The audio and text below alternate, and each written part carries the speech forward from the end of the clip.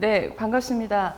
저는 이번에 현대예배에서 미디어 리터러시 활용 방안 연구를 발표하게 된 유재원입니다. 거기 들어가는 말에도 나와 있듯이 원래 제가 미디어 리터러시라는 것 자체에 좀 관심을 갖게 된 것은 그 페이크 뉴스라는 소위 말해서 그 인터넷상에 무분별하게 나돌고 있는 그런 뉴스에 대한 그런 역기능을 직간접적으로 체험하면서부터였습니다. 그리고 심지어 코로나 바이러스 이후에도 거기에 나와 있듯이 우리가 웃지 못할 그런 일들이 그러나 실제로도 일어나고 있고 또 지금도 어느 한순간에서는 그런 일들이 일어나고 있기 때문에 오히려 진실이 또 선포되고 또 우리가 함께 해야 되는 그런 교회 공동체에서 과연 미디어 리터러시가 어떤 의미가 있는가라는 그러한 궁금증을 좀 갖게 되었습니다. 그런데 저 자신도 그 미디어 리터러시라는 그 자체에 대한 이론적인 그런 지식이 너무 얕았기 때문에 실제로 이번에 이제 마침 또 실천신학학회에서 이러한 논제가 있어서 제가 일단은 이론적인 소개하고 그 다음에 그것을 어떻게 우리가 비판적 성찰을 할 수 있을 것인지 그쪽에 사실은 더 관심을 갖고 제가 리서치를 하게 되었습니다. 10쪽에 나와 있듯이 2장 미디어 리터러시란 무엇인가 소개하는 그 부분입니다. 그런데 사실은 저는 이런 것을 찾아보기 전에는 마샬 맥루한의 그 시대하고는 구별이 된 걸로 저는 생각을 했는데 그것이 아니라 오히려 마샬 맥루한의 그 미디어가 메시지라는 그 자체의 정신이 계속해서 발전되어서 지금까지도 이어져 오고 있다는 것을 알게 되었습니다. 다만 문화가 더 발전하게 되고 또 여러 가지 사회의 변화에 힘입어서 그것이 더 세분화되는 것을 알 수 있었고 그리고 이번 논문에는 지면 한계 때문에 제가 다 실지는 못했지만은 미디어 리터러시가 교육에 있어서는 굉장히 세분화되고 또 우리나라에도 굉장히 다양하게 적용되고 있는 것을 이미 알 수 있었습니다. 11쪽에 나와 있는 인터넷 사전의 정의는 그냥 참고하시면 될 것 같고요. 그 다음에 학문적 정의로는 리터러시의 어원 자체가 간단하게 나옵니다. 12쪽에 있는 것처럼요. 그래서 리테르라투스라는 학식 있는 사람을 의미하는 그런 라틴어에서 유래했고요. 초기 중세 시대에는 라틴어를 읽을 수 있는 사람, 그리고 종교개혁 이후에는 자신의 모국어로 읽고 쓸 수 있는 능력을 의미하고 영어권에서 리터러시가 등장한 것은 1880년대 초반 글을 읽는 능력이나 지속적으로 글을 읽어온 경험의 의미로 사용되었습니다. 그리고 이제 커뮤니케이션 이론에서 이 미디어 리터러시 쪽을 연구한 전경란 박사에 의하면 리터러시란 문식성 혹은 문해력으로 번역되고 그 사전적 개념은 읽고 쓸 수 있는 능력. 그래서 미디어 리터러시란 미디어를 읽고 쓸 수 있는 능력입니다. 그런데 우리가 생각해야 되는 것은 누구나 다 그러면 읽고 쓸 수 있는 그런 능력인데 어떻게 바른 기준을 가지고 우리가 삼아야 할 것인가에 대한 그런 문제점을 미리 생각할 수가 있겠습니다. 한국의 미디어 리터러시는 IT 강국답게 1995년부터 급격하게 변화된 것으로 나오고 있습니다. 왜냐하면 이제부터 독립 인터넷 언론이 이제 활기를 치기 시작했고 우리가 잘 알고 있는 것처럼 다음이나 네이버 같은 그런 서핑이 이제 중심을 잡게 됐고요. 그리고 지금 2020년대 10대 소비 트렌드 그 키워드만 살펴보아도 사실은 거의 이런 것들이 때로는 그 차지하는 비중이 달라서 그렇지 미디어 리터러시와 밀접한 관계를 갖고 있는 것을 알 수 있습니다. 그래서 특별히 13쪽에 보시면 미디어 리터러시 이론의 발전과 확장이 나오는데요. 굉장히 세부적으로 나눠져 있습니다. 비주얼, 멀티, 비판적, 문화적, 인터넷, 정보, 그 다음에 소셜, 소프트웨어, 그 다음에 ICT라 그래서 디지털 기술의 발달에 따라서 삶의 모든 영역에서 접하는 ICT를 비판적이고 창의적이며 분별력을 지니고 안전하게 활용할 수 있는 기술, 지식, 이해를 종합하는 개념입니다. 제가 특별히 이 9번째를 읽은 것은 앞으로 제가 여기서 직접 다루지는 못했지만은 예배나 설교의 현장에서 우리가 좀 더 관심을 가져야 할 부분이 바로 이 9제라고 생각이 들어서입니다. 그 다음에는 10번째가 트랜스 리터러시가 있습니다. 다음으로는 예배 신학적 성찰이 나오는데 아마 거의 다 우리 실천 신학회 회원분들은 다 읽어보셨을 텐데요. 안선희 교수님이 번역하신 테레사 베르거, 테레사 버거라고도 이제 읽는데요. 그 워십 리터지컬 프랙티스 인 디지털 월드라는 그 책이 있습니다. 예배의 디지털 세상을 만나다라는 제목으로 번역되었습니다. 그런데 특별히 그 가운데서 5장을 보면은 온라인 예배에 있어서 가장 도전적인 문제로 가지고 되는 성례전 실행의 문제가 나옵니다. 물론 이론적인 그런 부분들, 그리고 테레사 베르거가 카톨릭 신학자로서 자신이 탐구했던 것들이 여러 가지로 나옵니다. 그래서 체험도 하고 연구도 하지만 사실상은 어떻게 보면 이미 결론은 열린 결론으로 될 수밖에 없다라는 그런 한계점을 갖고 있다고 보겠습니다. 다음으로는 15쪽에 3장 비판적 성찰로 바라본 미디어 리터러시와 현대 예배 쪽입니다. 여기에서는 주로 현재에도 이제 칼빈 대학교, 칼빈 신학교가 이제 칼빈 대학교로 이제 명칭이 바뀌어졌는데요. 거기에 커뮤니케이션 교수로 있는 퀀틴 슐츠가 자신의 책 하이테크 워십해서 이제 물음표로 나온 그 책이 있습니다. 그래서 예, 우리나라에서도 IBP에서 번역이 됐습니다. 그냥 하이테크 예배라는 제목으로 이제 나왔는데요. 근데 사실은 이미 그때부터 지금과 같은 상황과 똑같진 않지만은 우리가 과연 하이테크로 하는 것만이 참된 예배냐라는 그러한 질문을 제기하고 있습니다. 그래서 긍정적 입장 또 부정적 입장 이것이 있지만은 제가 17쪽에 마지막 그 인용문에 나오는 그 윗부분인데요. 슐츠는 마지막 장에서 기술을 관리하는 신실한 청지기로 우리에게 권면을 하고 있습니다. 그래서 거기 나오는 6가지 방법이 있는데요. 첫째, 예전에 대해 배우라. 둘째, 하이테크 예배뿐 아니라 로우테크 예배로부터도 배우라. 지금으로 바꾼다면은 디지털만이 아니라 저희가 아날로그적인 그런 부분도 저희가 생각을 해야 되고 새로운 기술을 가지고 천천히 진행하라. 넷째, 공동체의 질을 고려하라. 저는 이 질이라는 게 어떤 클래스를 말한다기보다는 기질적인 부분이라고 생각을 합니다.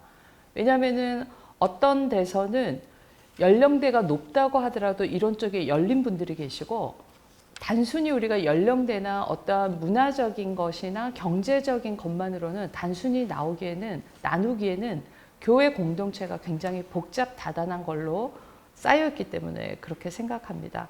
그 다음에 5째, 옛것을 새것에, 새것을 옛것에 적용하라. 6째, 진실하고 아름다운 예배를 추구하라. 그러면서 본인의 그런 결론을 제가 거기에 인용한 바 있습니다. 다음에 4장에 가면은 비판적 성찰을 통한 미디어 리터러시 활용 방안이 적극적으로 나오곤 있는데 사실은 이러한 성찰 이론이라는 그 자체가 또 미디어 리터러시 쪽에서는 굉장히 발전이 돼 있었기 때문에 여기서는 제가 대표적인 것만 3가지를 소개를 했습니다. 사실은 이 하나하나가 다 책에도 또 나오고 다른 논문이나 거기서 나오는 데인데요. 요거 부분은 좀 참고로 해서 읽어주실 수밖에 없을 것 같습니다.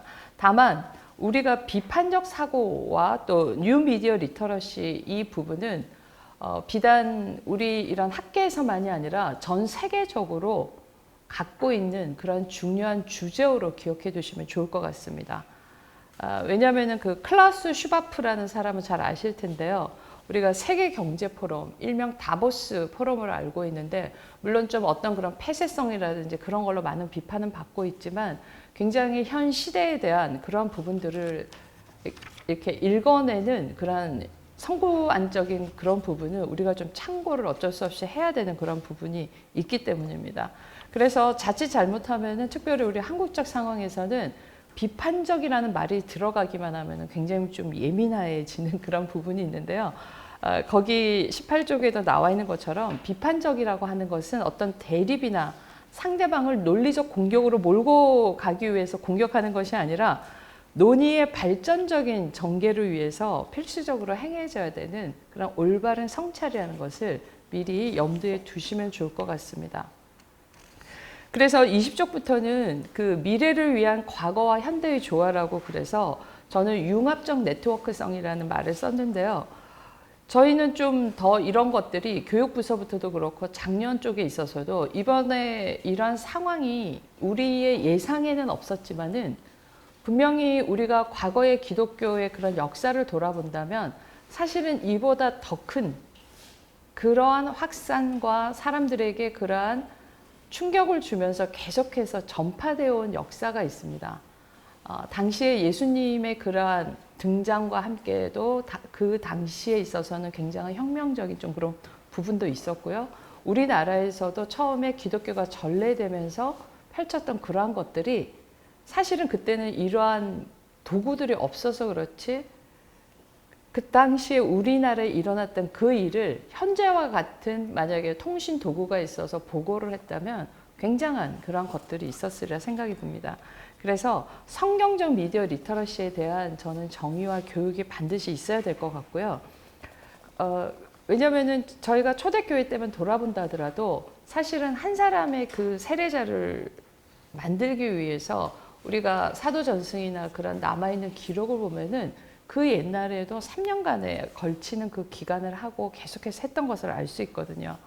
그렇다고 해서 그것이 그 수세자에게만이 아니라 후견인과 당시의 교인들에게 모두 했기 때문에 저는 그 당대의 그 당시에도 그 자체가 당대의 미디어 리터러시라는 생각을 합니다.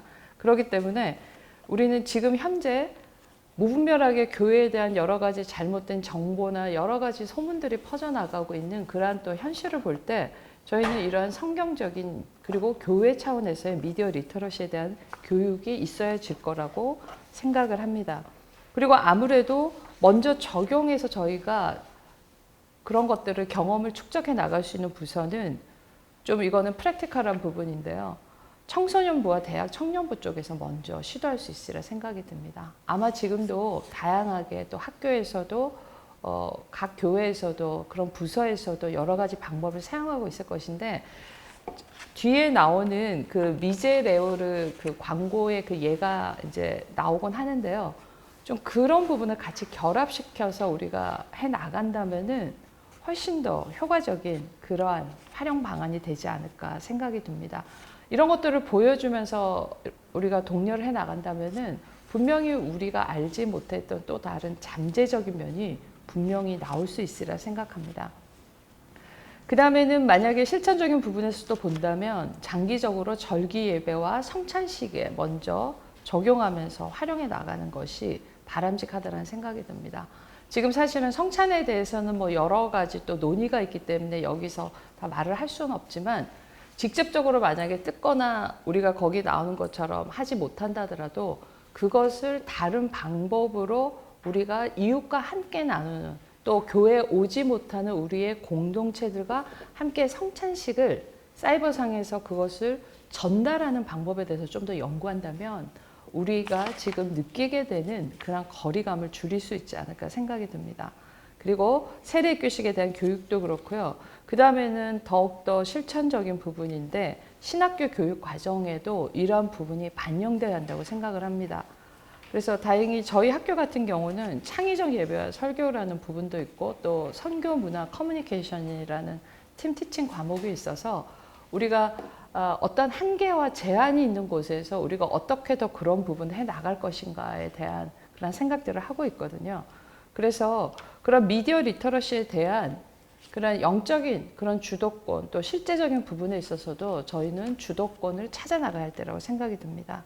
그래서 꼭 첨단을 달리는 기술이나 장비만이 아니라 어떤 면에서는 우리가 더 이전에 했었던 그 좋은 것들을 우리가 현재에 있어서 너무 익숙해져서 잊어버리고 있었던 부분들을 찾아 나가는 것이 바람직한 태도가 아닌가 생각이 듭니다. 그 다음에 22쪽, 23쪽에 걸쳐서는 제가 이제 조금 더 페이지를 할애해서 그 미제레오르 이 광고를 제가 소개를 했는데요. 여기는 독일에 있는 자선기부단체입니다. 그리고 실제로 이전에 우리나라에 굉장한 어떤 빈곤층이나 거기에 대한 실제적인 그러한 도움도 준 적이 있는데 지금은 이렇게 공익 광고 쪽으로 많이 하고 있거든요. 여기 나오는 설명대로 그대로입니다. 23쪽에 있는 사진을 보시면 위에부터 2유로짜리 동전을 넣으면은 그 화면에서 그것이 어떻게 되어지는가가 눈앞에 바로 나오는 거예요. 그냥 쌓여져 있는 동전만이 아니라. 그리고 옆에 보면은 그 피드댐, 프리댐이 있는데 거기 위에 있는 사진대로 신용카드로 이것을 그으면은 빵이 잘라지는 그러한 것이 되면서 그 다음에 빵 모양이 옮겨지는. 그리고 밑에는 그 얽매여 있어 강압되어 있는 이 사람들이 그것을 내가 기부를 하면은 그 밧줄이 끊어지면서 되는 그런 감성적인 부분을 같이 전달하기 때문에 좀 이런 부분은 꼭 유튜브에서 함께 찾아서 한번 보시고요. 좀 얘기를 나눠도 좋을 것 같습니다. 그래서 미디어는 문화의 온도를 측정하는 온도계이자 온도를 조절하는 온도 조절기라고 이제 레너드 스위트 말한 바 있는데요. 어떠한 영역에서든지 한 가지 방법만을 고수하기는 힘든 시대이기 때문에 저희는 초대교회 예배를 설명할 때도 스크린 기능, 터치 스크린 기술에 결합시켜서 하는 것이 가능한 시대를 살고 있기 때문에 조금은 그러한 결합되는 작은 크로스 십자가가 아니라 우리 예수 그리스도의 그러한 큰 십자가를 생각하면서 저희는 좀 더 그것으로 성화시키고 발전해 나갈 필요가 있겠다 싶은 생각이 듭니다. 예, 이상으로 저희가 제목은 좀 거창했지만 네, 이론적인 그런 부분을 소개하고 그런 의미에서 이번 이 발제를 해보았습니다. 네, 이상으로 발제를 마치도록 하겠습니다. 감사합니다.